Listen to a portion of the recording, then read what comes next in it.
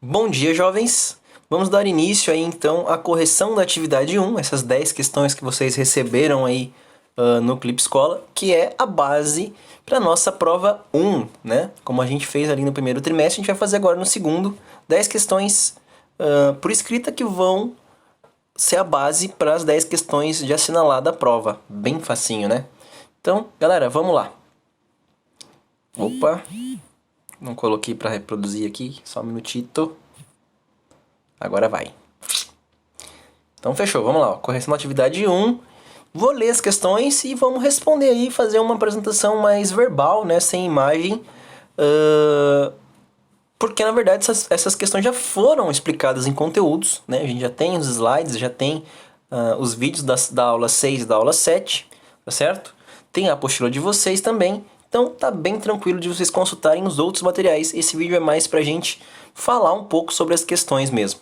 Tá certo? E você já tem também essas questões impressas não, mas em formato de arquivo. No Clipe Escola é só baixar e dar uma olhadinha e fazer a correção do material de vocês, das questões de vocês, para ser entregue no dia da prova. Tá bom? Então vamos lá. Questão 1. Liste as camadas que compõem a estrutura interna da Terra, né? Vocês lembram ali que o começo do capítulo 6 ele fala que a Terra é dividida em camadas, a parte interna da Terra é dividida em camadas. Então vamos ver quais são essas camadas. Olha ali, ó, tá todas elas aí. Com exceção das descontinuidades, estão todas elas aí. Então a primeira delas é a crosta terrestre ou litosfera, né? Crosta terrestre, ela é composta por rocha, né? Você tem a parte superior ali, que é o solo, que é composto de matéria orgânica, de sedimentos e tudo mais, mas a crosta terrestre, as placas tectônicas são rochosas, né? Ela é uma casquinha da Terra, tá certo? Então ela é a parte rochosa, sólida e mais externa, onde ficam as placas tectônicas.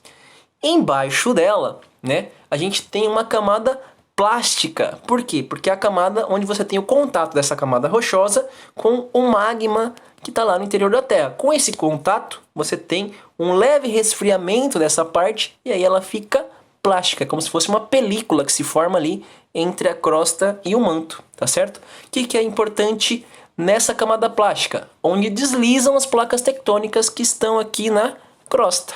Opa!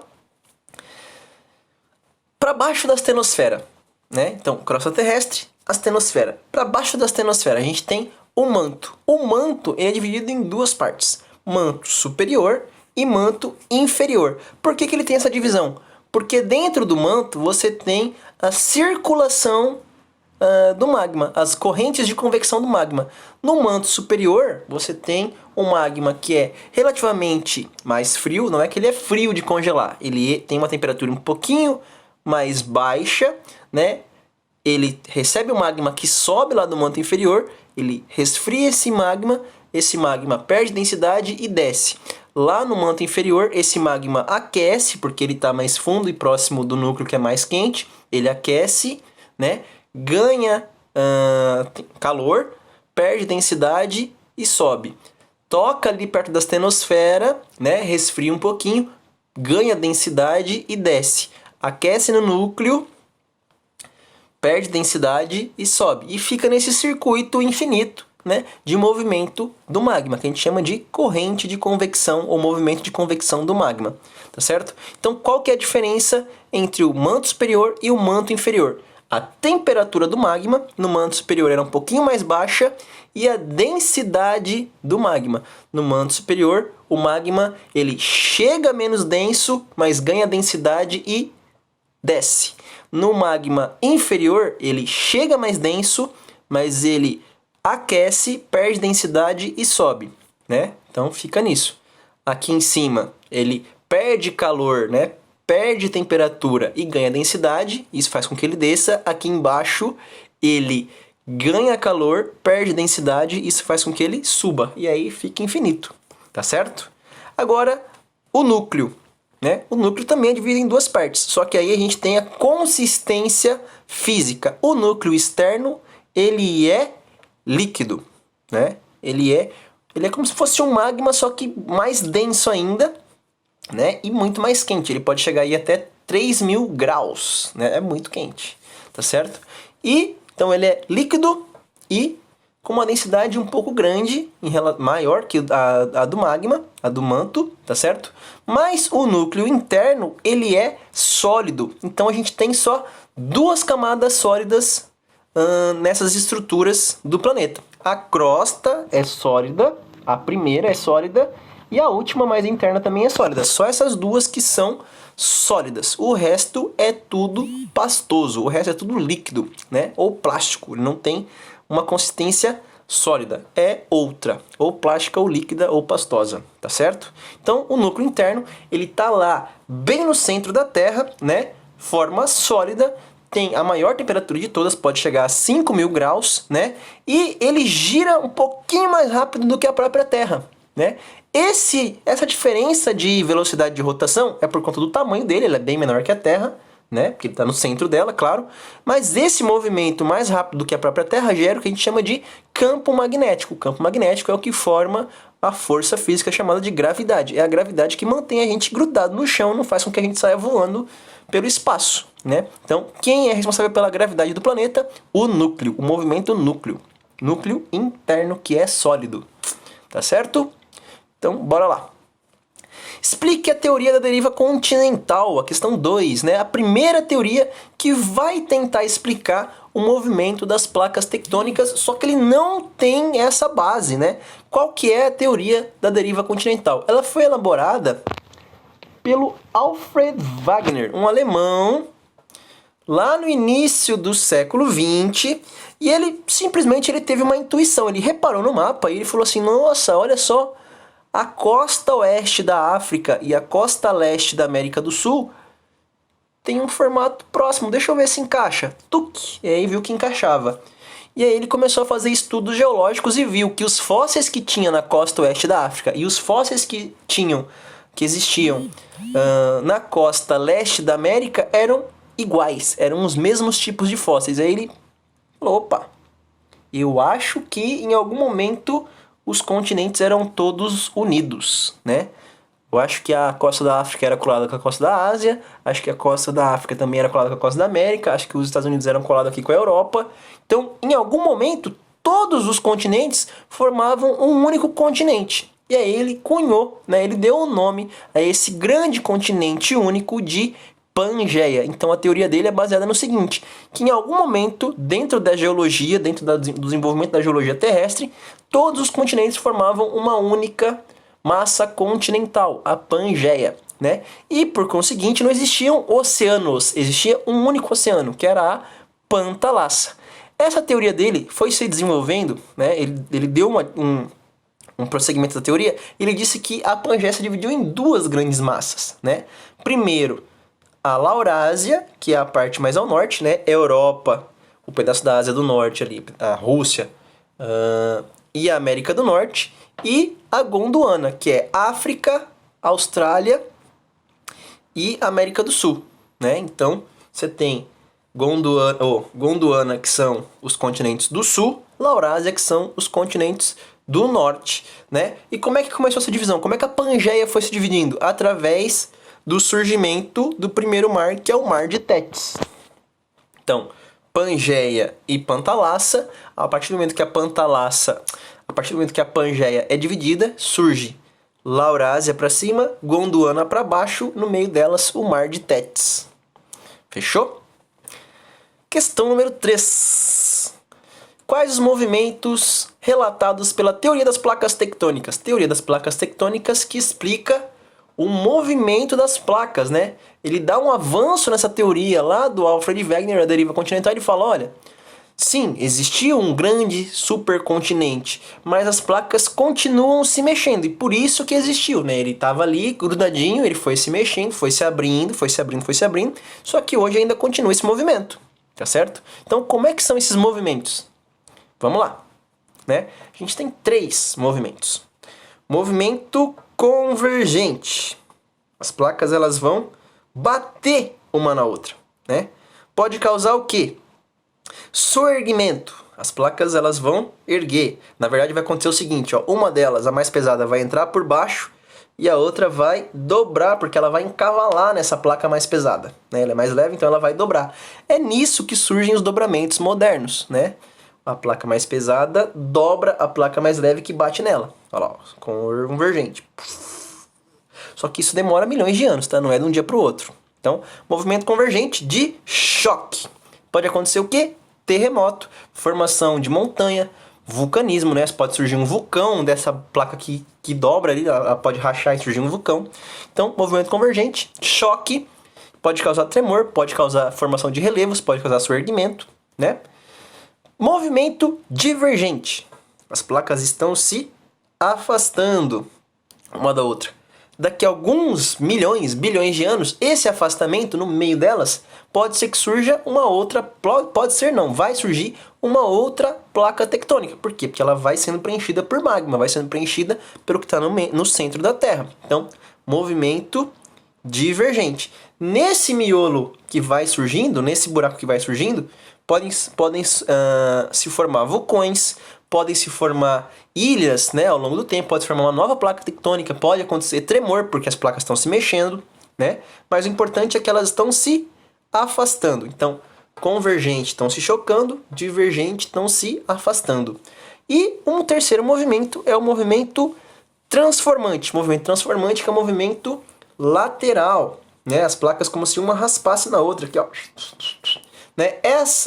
Esse deslizamento lateral ele pode ocasionar terremotos. Por quê? Porque pode ser que uma placa meio que elas se chacoalham, né? Na verdade, as duas acabam se chacoalhando. Essa raspadinha lateral que uma dá na outra faz com que elas tremam. É igual você tentar esfregar uma coisa na outra. Elas não vão produzir vibrações. A placa tectônica é a mesma coisa. Quando uma raspa na outra, elas vão se mexer e isso pode levantar o relevo, pode rebaixar o relevo, pode causar terremoto, pode causar surgimento de erupção vulcânica, né? Sempre a gente tem que pensar que todos esses movimentos podem fazer com que o que está lá dentro, que é o magma que vem do manto, saia, né?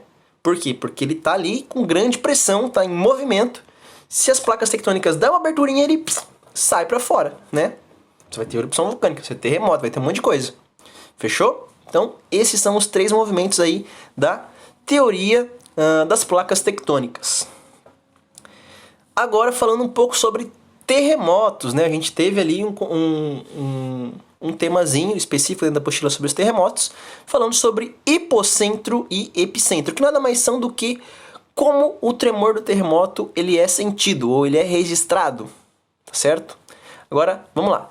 Hipocentro é o ponto central do terremoto, é onde as placas se chocam e a energia do tremor ela começa a ser liberada, né? Como se fosse o centro da explosão, o centro do tremor, tá certo? Onde é que ele vai acontecer? Dentro da crosta terrestre, né? Então vamos supor que você tem a placa aqui, vamos fazer ela com um punho, né? Tem as duas placas se batendo. O meio do tremor, ele tá aqui, ó. Tá aqui. Então, bateu. Vai começar a vibrar. O meio do choque, a origem do choque está no meio. Então, esse é o hipocentro. Na superfície, bem em cima de onde aconteceu essa origem do choque, a gente vai ter o epicentro, né?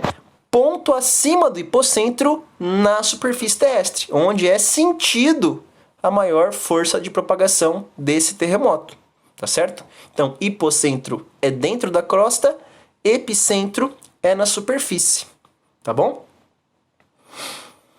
Qual a diferença entre escala Richter e escala de Mercalli, né? São escalas para medir a força e o dano dos terremotos. Então vamos lá falar sobre elas.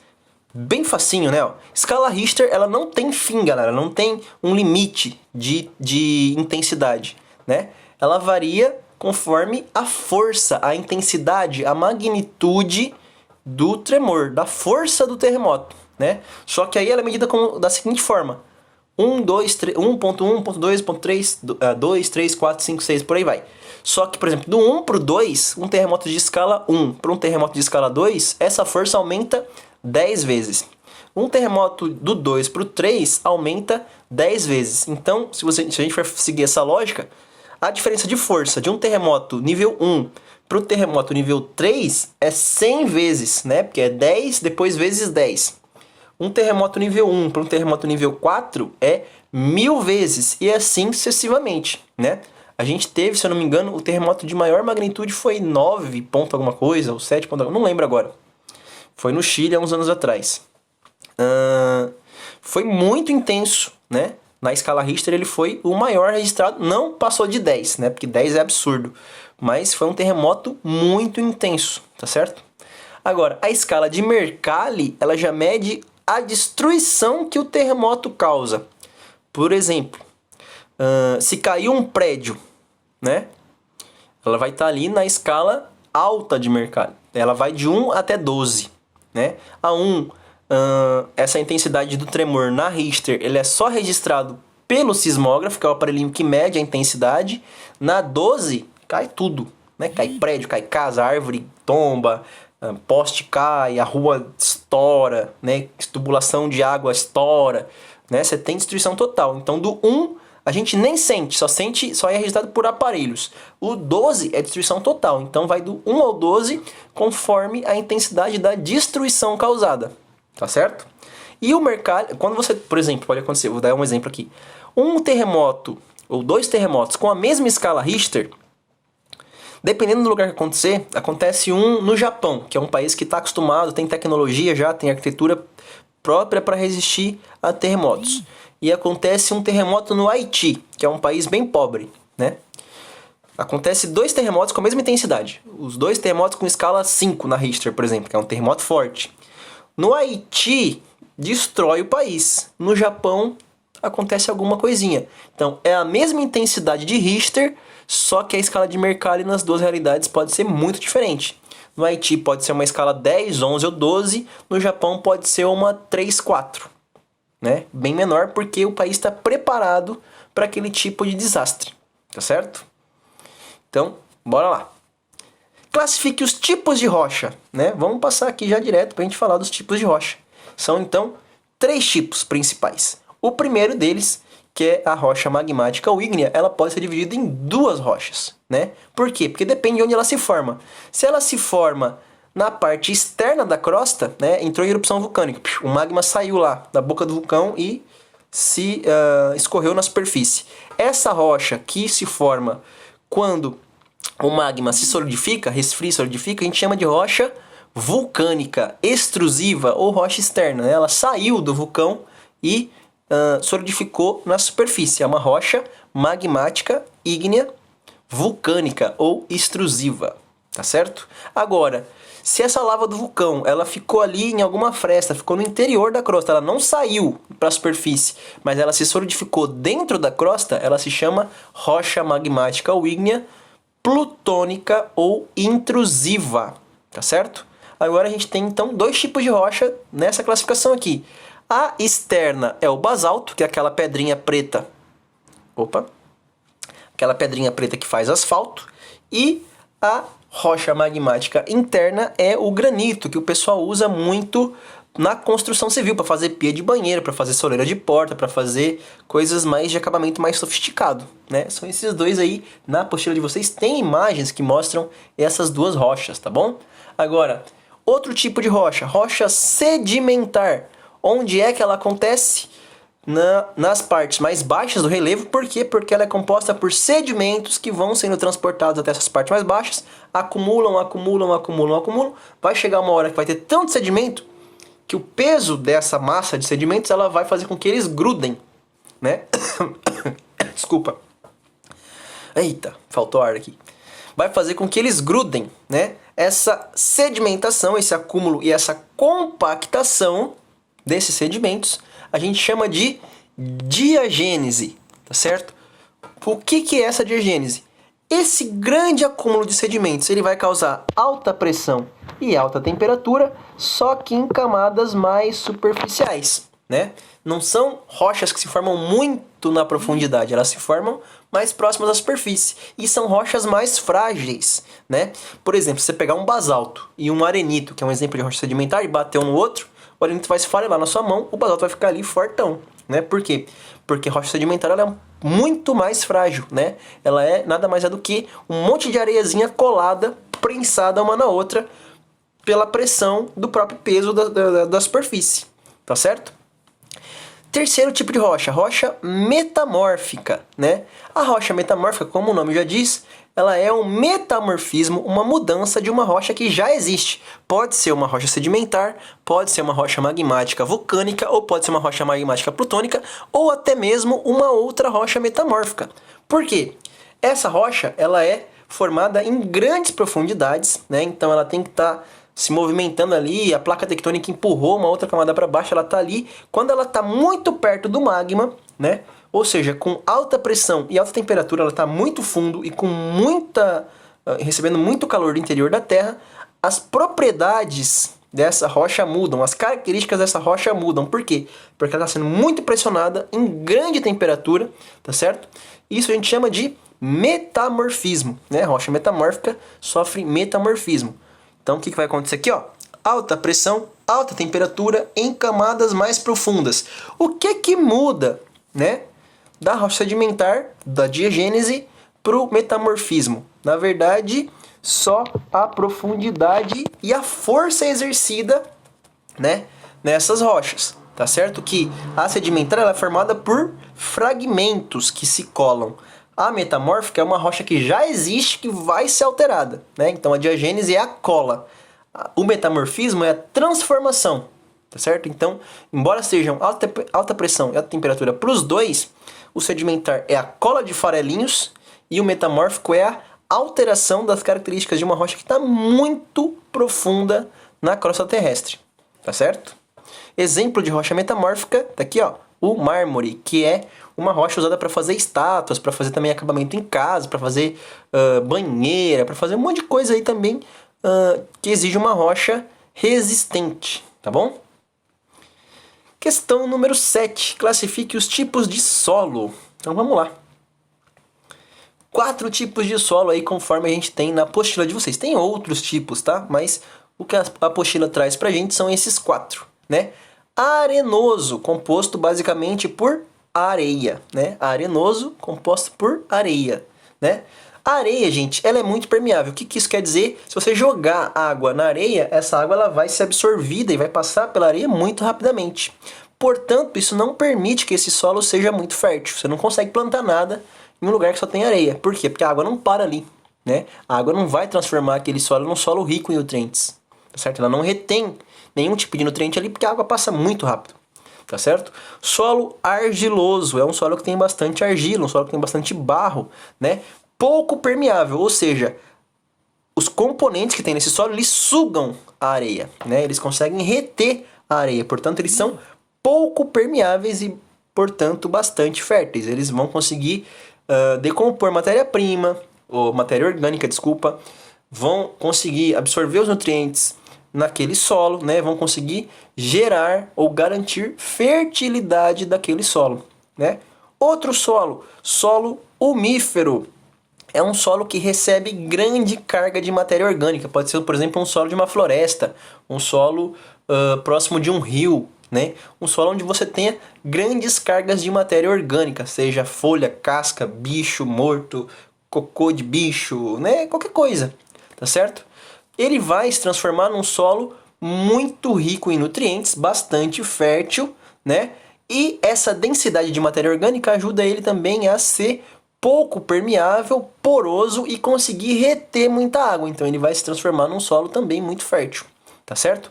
Por último, solo calcário, né? Rico em carbonato de cálcio. É um solo muito seco, um solo de regiões desérticas, um solo de uma areia mais branca, né?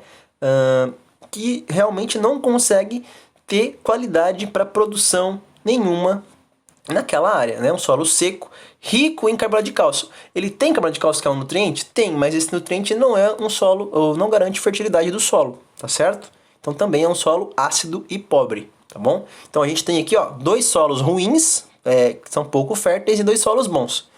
Arenoso, ele é permeável e pouco fértil. O calcário, né, ele é ácido, seco e pouco fértil. O argiloso, ele é permeável e bastante fértil. O umífero tem matéria orgânica e é bastante fértil, bem tranquilo, né? Questão número 8. Classifique os horizontes, né? Ou seja, as camadas conforme a profundidade do solo, né? Ela pode ter várias camadas, ou pode ter só rocha, ou pode ter rocha com mais alguma coisa. Lembrando que a base de todo solo é a rocha da placa tectônica, né? A gente vai chegar nisso aí, ó. Então, começar pelo último. O que é a rocha matriz? É a base da placa tectônica, né? Então, quando a gente fala em... Quando a gente fala em rocha matriz, a gente está falando da crosta terrestre, né? E aí você tem solos que tem camadas e camadas e camadas e camadas de outros elementos, tá certo? Tem solos que são muito profundos que eles vão ter todos esses, né? É um solo muito bom, é um solo que tem uma formação geológica muito antiga, né? Ele vai receber sedimentos, sedimentos, sedimentos, matéria orgânica. Como é que acontece então essa classificação? Horizonte inicial, horizonte O.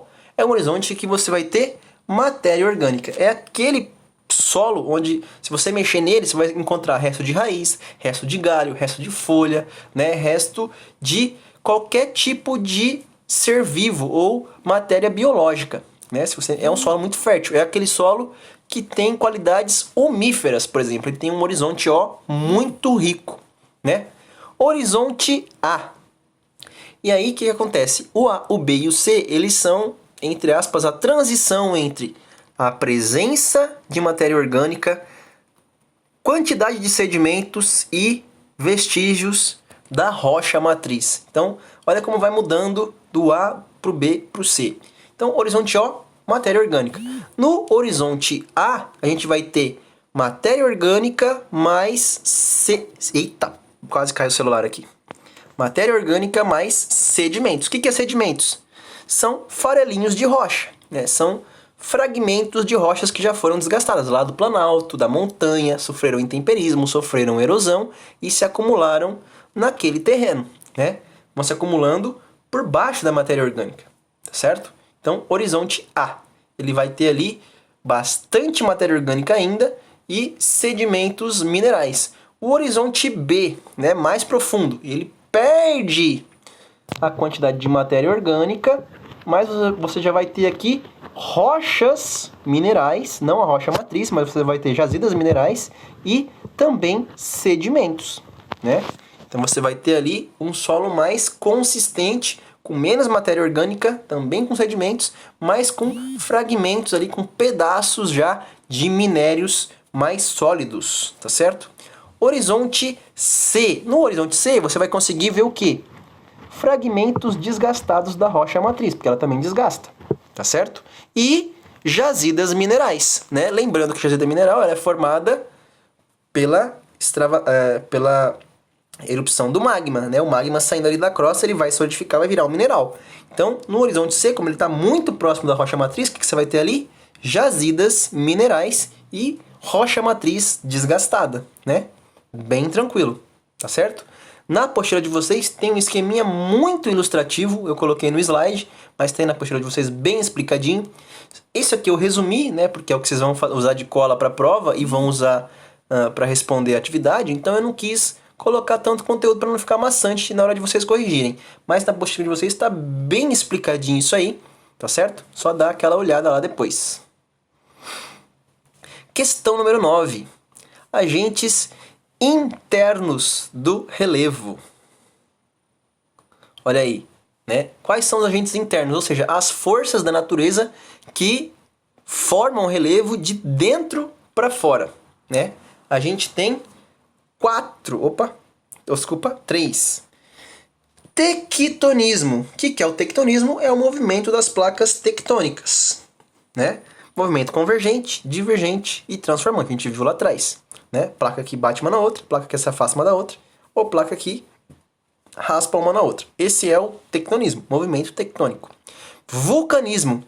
O vulcão que entra em erupção e vai formar rocha plutônica, rocha vulcânica, né? Vai alterar o relevo, vai aumentar uma montanha, vai diminuir uma planície, vai aumentar a altitude dela, né? Então ele vai alterar, vai formar o relevo.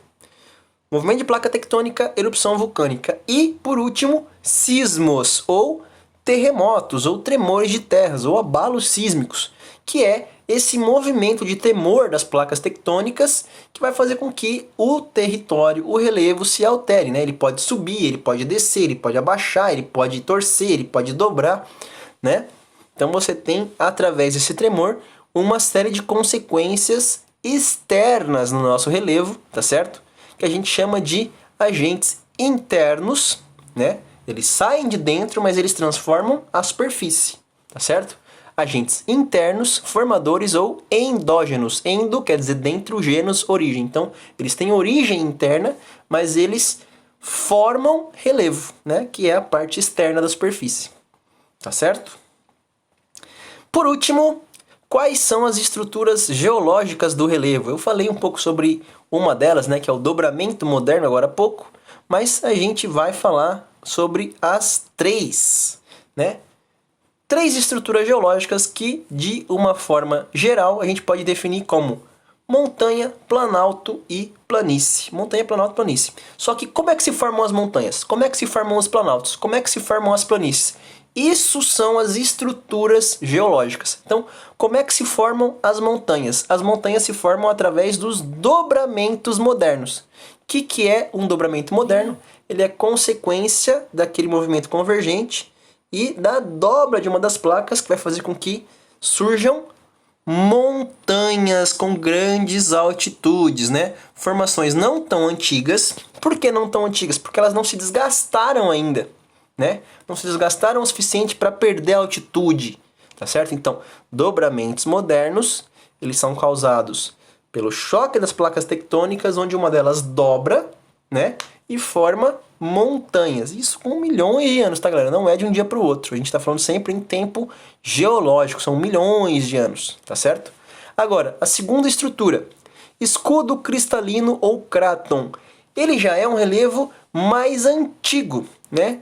O cráton, na verdade, ele em algum momento já foi um dobramento moderno. Por quê? Porque na verdade ele é um relevo alto, só que ele foi sendo desgastado, né? Ele foi perdendo as suas camadas superiores por conta da ação da chuva, dos ventos, dos terremotos, né? Então ele vai perdendo altitude, vai sofrendo intemperismo, vai sofrendo erosão e de um dobramento moderno ele passa a ser uma estrutura ou um escudo cristalino. De uma montanha ele passa a ser um planalto, né? E no interior desses planaltos, geralmente, a gente pode encontrar com mais facilidade do que nas montanhas as jazidas minerais, né? Elas estão ali nas montanhas também, só que elas estão numa profundidade muito maior. Nos planaltos não, você consegue achar com maior facilidade, porque eles perderam a parte superior, né? Então essa jazida mineral está mais próxima de ser encontrada, tá certo? E por último, a bacia sedimentar é a parte mais baixa do relevo, né? A parte com baixa altitude, que recebe todos ou quase todos os sedimentos que são desgastados das montanhas, que são desgastados dos planaltos, né? E com a força da chuva e dos ventos vão se acumulando nessas partes mais baixas. Esses sedimentos vão se acumulando, vão se acumulando, vão se acumulando, né? Podem gerar ali as rochas sedimentares, por exemplo, tá certo? Então, bacia sedimentar são as planícies, são áreas mais baixas do relevo, né?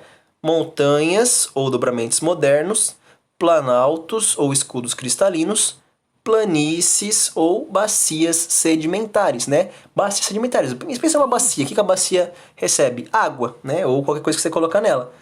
Bacia sedimentar ela é um recipiente de sedimentos das partes mais altas. Então ela está aqui, ó, recebendo sedimentos, tá certo? Pode ser chamado também de depressões, né? Se é uma parte mais baixa do relevo entre dois planaltos, ela pode ser uma depressão relativa, tá certo? Se ela é mais baixa que o nível do mar, mas está no continente, ela pode ser uma depressão absoluta. Mas se ela for uma grande extensão plana e de altitude baixa, ela é uma planície, tá certo? O que tem de legal ali na planície ou na bacia sedimentar? Você pode encontrar grandes reservas de combustíveis fósseis, né? Petróleo, gás natural e carvão mineral. Por quê? Porque junto com os sedimentos, geralmente se movimentam também matéria orgânica, né? Fragmentos, resquícios de matéria orgânica que, quando muito no subsolo, por alta pressão e temperatura sem oxigênio, podem acabar formando combustíveis fósseis, petróleo, gás natural e carvão mineral, tá certo?